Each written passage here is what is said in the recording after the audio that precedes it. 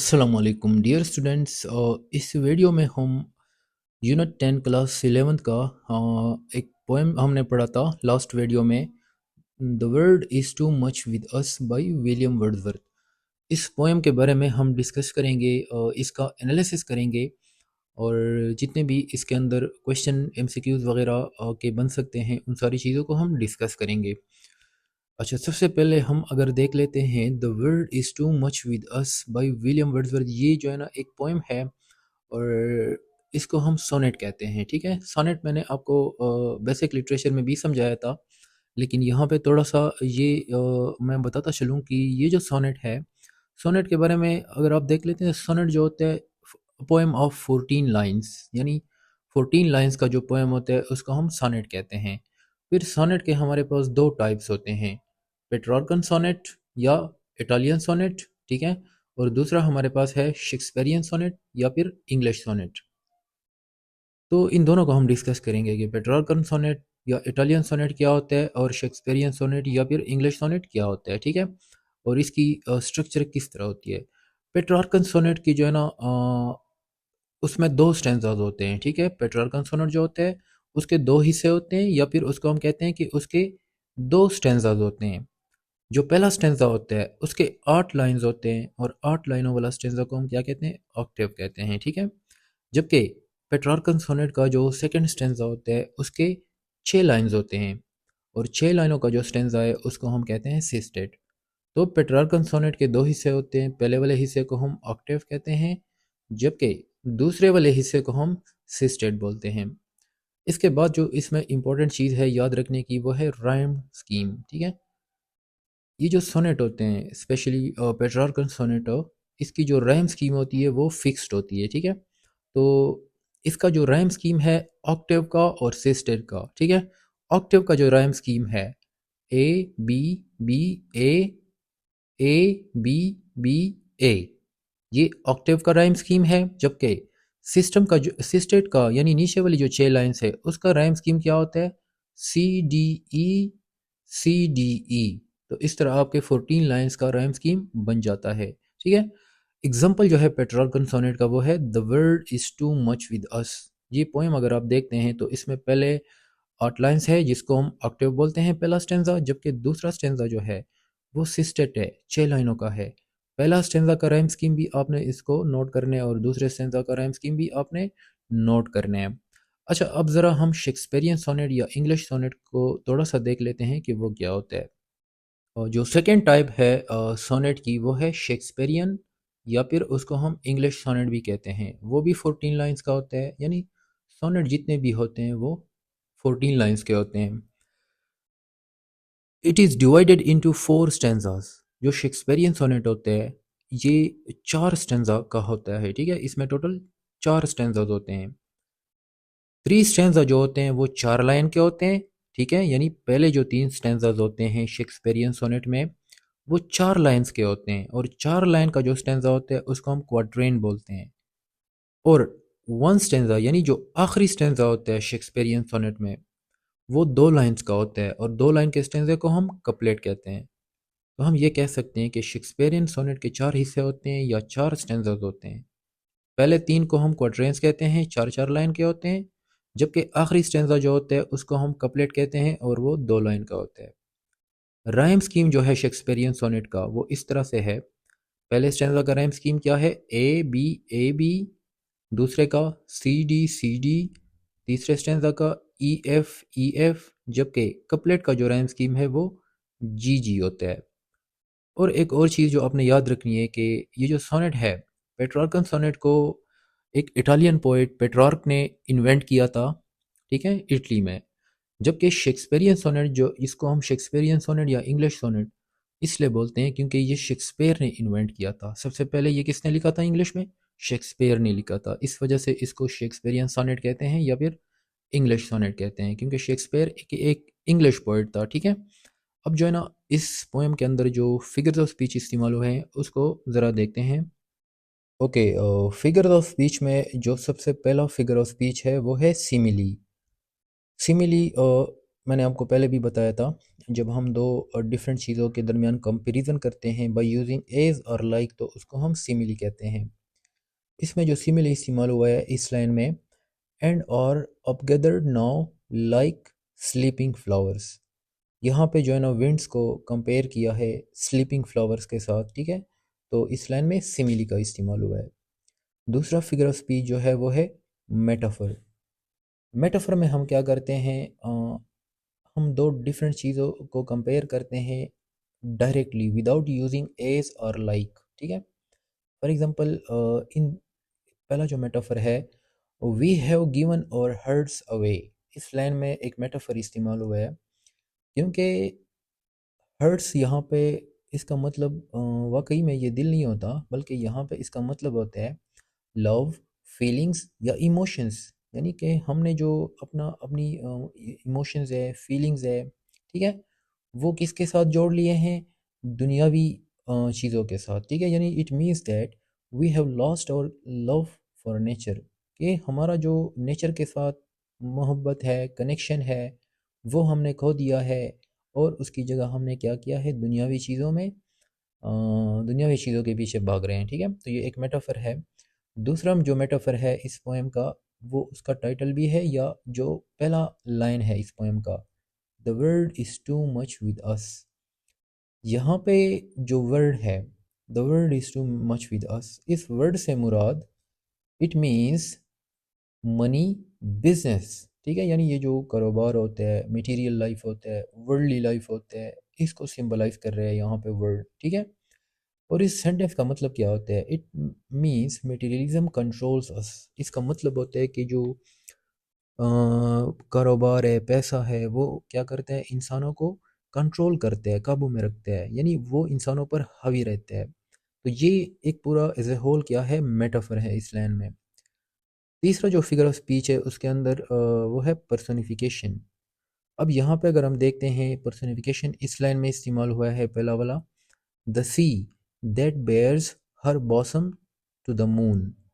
यहाँ पे अगर हम देखते हैं ना, मैंने इंग्लिश में लिखा है तो क्विकली आपको समझा देता हूँ, ये थोड़ा सा वल्गर टाइप का है।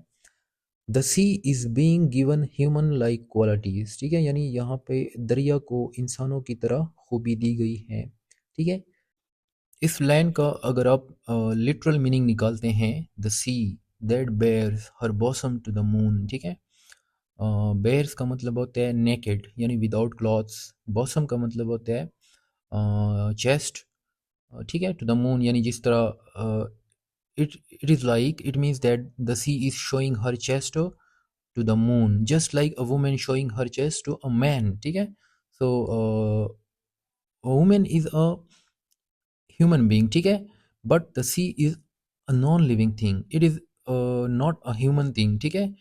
But here the poet has given a human like qualities to the sea, like the sea is um, uh, showing herself to the moon, so it is being personified, ठीक है। और next figure of speech एक दूसरा personification है, उसको भी ज़रा discuss करते हैं। सेकंड जो पर्सोनिफिकेशन है वो हमारे पास इस लाइन में यूज़ हुआ है, the winds that will be हॉलिंग at all overs. अब यहाँ पे जो हॉलिंग है, ये एक लिविंग एक्शन है। जिस तरह के जो कुछ जानवर होते हैं, जिस तरह फॉर एग्जांपल वुल्व्स होते हैं, वो इस तरह की आवाज़ निकालते हैं, ठीक है। तो ये एक लिविंग एक्शन है, जबकि यहाँ पे विंड्स को क्या किया गया है, एक लिविंग क्वालिटी दी गई है, पर्सोनिफाई किया गया है, ठीक है। नेक्स्ट जो फिगर ऑफ स्पीच है वो है हाइपरबली। हाइपरबली यानी जब आप किसी चीज़ को एग्जरेट करते हो, ज़्यादा बड़ा चढ़ा कर बयान करते हो। यहाँ पे इस लाइन में हाइपरबली का भी इस्तेमाल हुआ है। जो पहला पहला लाइन है, the world is too much with us late and soon, ठीक है। यहाँ पे उसने एग्जरेट किया है कि दुनिया जो है ना, हर वक्त जो है ना, दुनिया के जो दुनियावी ज़िंदगी है वो हम पर हावी रहती है, ठीक है। पांचवा जो फिगर ऑफ स्पीच है, and it is the most important figure of speech in this poem. Even in literature में इस तरह के एमसीक्यूज पूछे जाते हैं, ठीक है। इल्यूशन है, ठीक है। इल्यूशन क्या होता है, an indirect reference to a famous person, ठीक है, प्लेस, इवेंट, रिलीजन और मिथोलॉजी। यानी जब आप पास्ट में या इनडायरेक्टली किसी मशहूर शख्स की तरफ, मशहूर जगह की तरफ, या इवेंट होता है, ठीक है, या फिर रिलीजन, मज़हब की तरफ, या फिर मिथोलॉजी की तरफ रेफ़र करते हैं, पॉइंट करते हैं, इशारा करते हैं, ज़िक्र करते हैं उसका, तो इसको हम कहते हैं इल्यूज़न, ठीक है।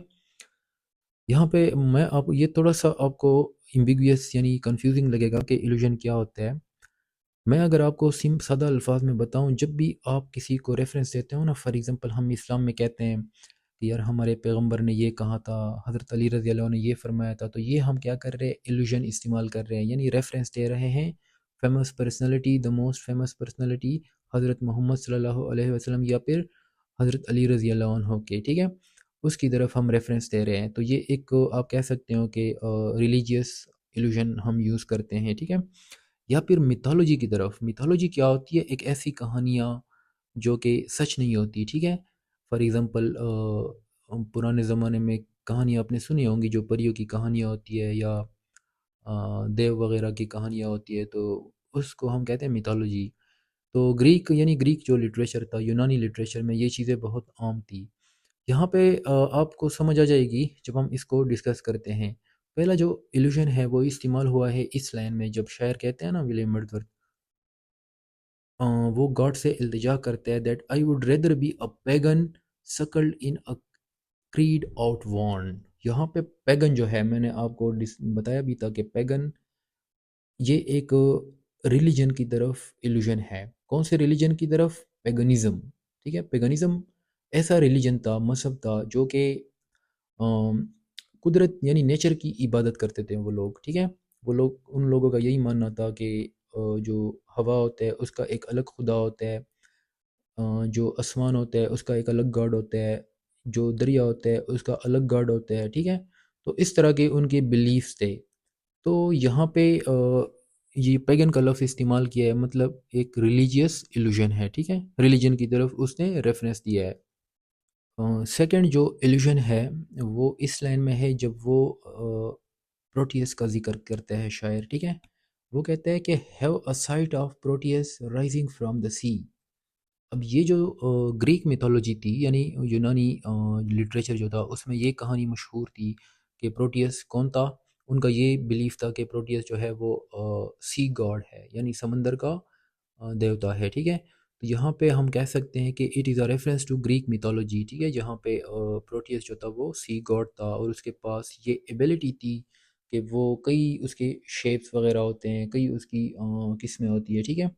ओके, एक और इल्यूजन का इस्तेमाल हुआ है यहाँ पे, जब वो कहते हैं और hear old Triton blow his wreathed horn, ठीक है। यहाँ पे फिर से जो है ना, ग्रीक मिथोलॉजी की तरफ रेफरेंस दिया गया है, एलूड किया गया है। ग्रीक मिथोलॉजी में उनका ये बिलीफ था, यूनानी लोगों का पुराने ज़माने में, कि जो ट्राइटन है वो गॉड ऑफ सी है, ठीक है। और उसके पास एक सीटी होती है, जब वो सीटी बजाता है तो वो दरिया को कंट्रोल करते हैं। नेक्स्ट जो फिगर ऑफ स्पीच है, एपोस्ट्रॉफी। एपोस्ट्रॉफी वो फिगर ऑफ स्पीच होते हैं, यानी जब पोइट डायरेक्टली किसी से मुखातिब होते हैं। इसमें अगर हम देखते हैं तो विलियम वर्ड्सवर्थ ने एपोस्ट्रॉफी का भी इस्तेमाल किया है, जब वो गॉड से डायरेक्टली मुखातिब होते हैं। वो कहते हैं it moves us not great god, यानी वो directly, he is directly speaking to the god. तो इस लाइन में उसने एपोस्ट्रॉफी का इस्तेमाल किया है। तो आपने ये फिगर ऑफ स्पीच जो है ना जहन में याद रखने, इसके बारे में एमसीक्यूज पूछे जा सकते हैं। अब जो है ना, हम इसके एक्सरसाइज की तरफ चलते हैं। इसमें जो ग्रामर है और वोकेबलरी है उसको ज़रा डिस्कस करते हैं। पेज नंबर 96 पे आ जाओ। यहाँ पे वोकेबलरी एंड ग्रामर, जो वोकेबलरी है इसको ज़रा डिस्कस करते हैं। पहला वर्ड है हमारे पास ऑप्शनल। ऑप्शनल कहते हैं इख्तियारी, ठीक है, यानी एक लाजमी होता है, एक इख्तियारी होता है, जो ज़रूरी नहीं होता, जो लाजमी नहीं होता, ठीक है। ये एक एजेक्टिव है। दूसरा है हमारे पास इंस्ट्रक्शंस, ठीक है। इंस्ट्रक्शंस कहते हैं हिदायत को, ये भी नाउन है, ठीक है। तीसरा वर्ड है हमारे पास इंडिपेंडेंटली। इंडिपेंडेंटली का मतलब होता है आज़ादाना तौर पर, ये एडवर्ब है। अगला वर्ड है हमारे पास टर्म्स। टर्म्स कहते हैं कवायद या शराइत, ये एक प्लूरल नाउन है, ठीक है। अगला है हमारे पास जीनियस। जीनियस कहते हैं ज़हीन शख्स को, ये एक नाउन है।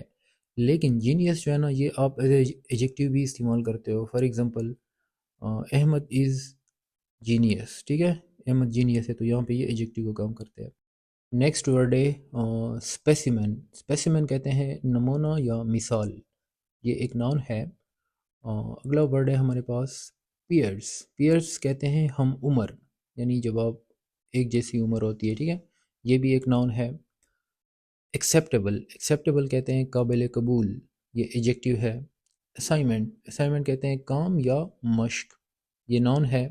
मेंटल, मेंटल कहते हैं जहनी या दिमागी, ये एजेक्टिव है। ओके, नेक्स्ट पेज पे हमारे पास एक और एक्सरसाइज है। Now fill in the blanks with the words in the box above, make plural if needed. यानी हम यहाँ पे ये जो बॉक्सेस है, फिल इन द ब्लैंक्स है, इनमें क्या करना है, उन वर्ड्स को पुट करने हैं जो अभी हमने वोकेबलरी में डिस्कस किए हैं, ठीक है, जो यहाँ पे फिट आता है। 3 days was simply not an acceptable amount of time to complete such a lot of work. You don't need to be a genius to see what the problem here is. Make sure you read all the instructions carefully, ठीक है? There are special schools for students with mental disorders.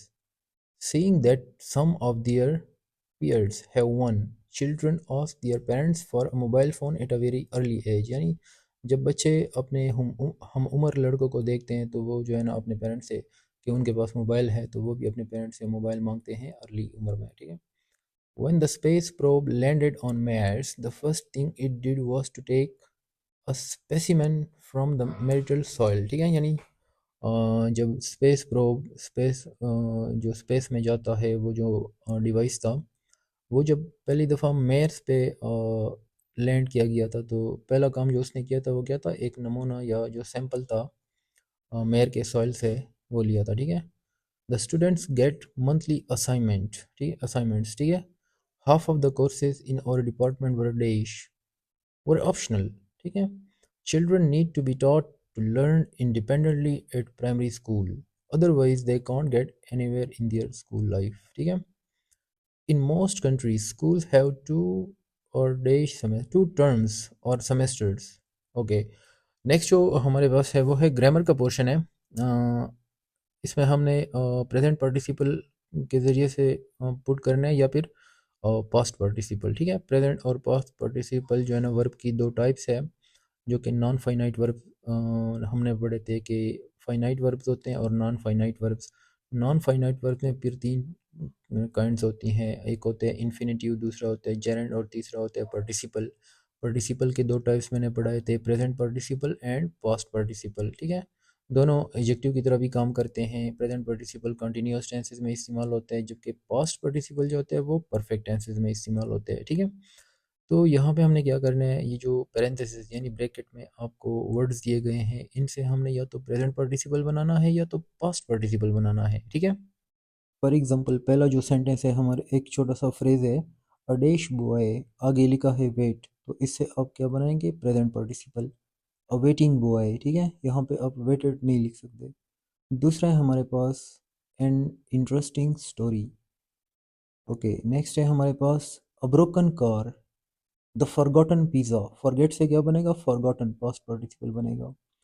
The dash further, the working further, present participle बनेगा। I saw him going, present participle लगेगा, ठीक है। Okay, next page पे भी यही वाले वो है, ग्रामर है। The dash computer, the repaired computer, past participle बनेगा। The talking students, present participle बनेगा। अगला जो है एक्साइटेड फैंस, पास्ट पार्टिसिपल बनेगा, ठीक है। नेक्स्ट जो है the girl living next door, present participle बनेगा। तो इसकी आप खुद प्रैक्टिस करें, इसलिए मैंने ये फिल भी नहीं किया है, ताकि ये वीडियो देखने से पहले आप पहले खुद प्रैक्टिस करें, ठीक है। जहाँ पे आपसे गलती होती है फिर जो है ना वहाँ पे आप उसको करेक्ट कर ले वीडियो देख के, ठीक है। लेकिन पहले आपने प्रैक्टिस खुद करनी है, क्योंकि ये चीज़ें हम पहले पढ़ चुके हैं, ये कोई इतनी मुश्किल चीज़ नहीं है। ओके, नेक्स्ट जो है हमारे पास, उसमें भी हमने यही करना है, प्रेजेंट या पास्ट पार्टिसिपल लगाना है। He saw his friend going out with Murad. The bus crashed into the blue car driving down the hill. Ayan hurt his leg doing karate. The umbrella found at the bus stop belongs to Abrar. Find से क्या बनेगा? Past participle found. ठीक है. The people walking in the street. I heard my mother talking on the phone. My uncle always has his car washed. Past participle लगेगा. We stood waiting for the taxi. Looking down from the tower, the people drove off in a dash car. Steal लगा है तो steal से past participle बनेगा stolen car. The people drove off in a stolen car. अच्छा next जो है सी number, इसमें हमने past participle बनाना है. past participle देखें बहुत सिंपल है, वर्ब की थर्ड फॉर्म बना दो. पहला है डैश वॉचेस, रिपेयर लगा है तो थर्ड फॉर्म बनाओ रिपेयर्ड वॉचेस. स्टील से क्या बनेगा? स्टोल.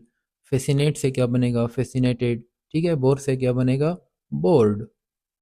इसी तरह आपने कंफ्यूज, फॉरगेट, डिसअपॉइंट, इन तीनों से पास्ट पार्टिसिपल बनाने हैं और मुझे कमेंट्स में बताना है. ठीक है. हम चलते हैं नेक्स्ट डी नंबर की तरफ. अच्छा डी नंबर से पहले कुछ यहाँ पे और भी दिए गए हैं जो कि वही है, पास्ट पार्टिसिपल हमने बनाना है. यहाँ पे लिखे कॉमिक्स, ये वाला मैं करा देता हूँ. स्वेप्ट कॉमिक्स, इससे क्या बनेगा? स्वेप से थर्ड फॉर्म स्वेप्ट. स्वेप्ट का मतलब होता है तब्दील शुदा. ठीक है. इसके अलावा वरी है, इससे भी अपने पास्ट पार्टिसिपल बनाना है. इमेज से भी बनाना है. ठीक है. तो अपने कमेंट्स में मुझे बताना है. डी नंबर में हमने क्या करना है? प्रेजेंट पार्टिसिपल बनाने हैं. यानी ये जो ब्रैकेट में आपको वर्ब्स दिए गए हैं इनसे आप क्या करो? प्रेजेंट पार्टिसिपल बनाओ. मैं एक दो करा देता हूँ, आपको तरीका बता देता हूँ, बाकी आपने खुद करने हैं क्योंकि ये बहुत सिंपल है. डैश डॉग्स, बार्क लिखा है, प्रेजेंट पार्टिसिपल बनाओ बार्किंग डॉग्स. दूसरा है चिल्ड्रन, आगे लिखा है प्ले, तो प्ले से क्या बनाओ? Present participle playing children. इसके अलावा स्क्रीमिंग गर्ल्स, ये नीचे जितने भी है आप इसको क्या करें? प्रैक्टिस करें. They are very simple. ठीक है. अच्छा हम जो है ना बस यहाँ पे एंड करते हैं इस एक्सरसाइज को, और इसमें कुछ भी नहीं है. इसमें जो इंपॉर्टेंट चीज़ें थी वो सारी मैंने डिटेल के साथ एक्सप्लेन कर दी है. ये एक्सरसाइज आसान था, ये हमने पहले पढ़ चुके थे ये चीज़ें, इसलिए मैंने इसको जल्दी फिनिश कर दिया. ठीक है. इस एक्सरसाइज में जितनी भी मैंने आपको फिगर्स ऑफ स्पीच डिस्कस किए, लिटरेचर से रिलेटेड जो चीज़ें थी उनको अपने सही तरीके से कवर करने हैं. तो that is all for today. See you in the next video.